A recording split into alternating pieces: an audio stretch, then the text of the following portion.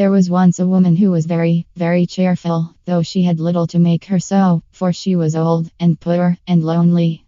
She lived in a little bit of a cottage and earned a scant living by running errands for her neighbors, getting a bite here, a sup there, as reward for her services. So she made shift to get on, and always looked as spry and cheery as if she had not a want in the world.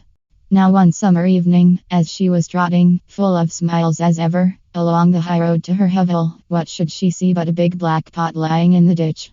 "Goodness me!"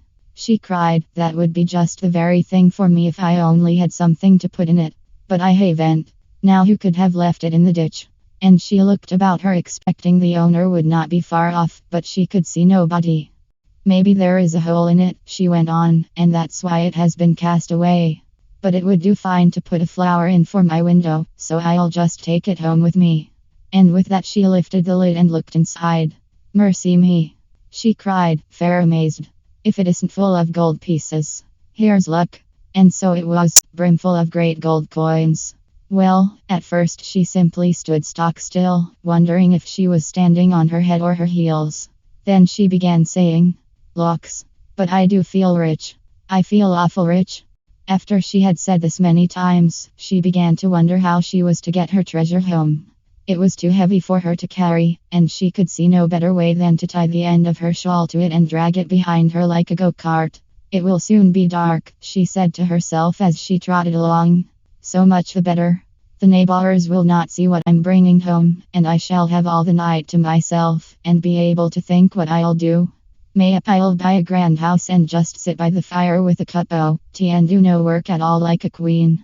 Or maybe I'll bury it at the garden foot and just keep a bit in the old china teapot on the chimney piece. Or maybe goody, I feel that grand, I don't know myself."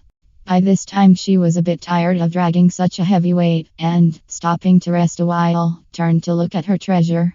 And lo! It wasn't a pot of gold at all. It was nothing but a lump of silver.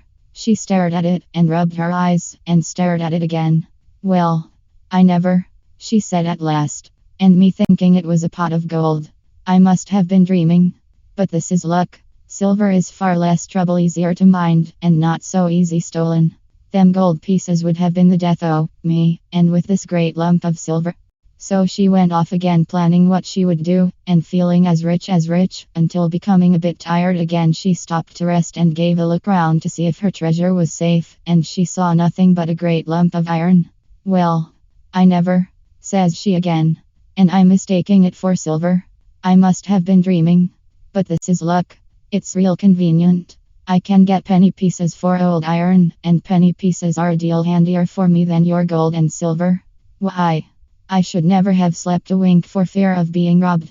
But a penny piece comes in useful, and I shall sell that iron for a lot and be real rich, rolling rich."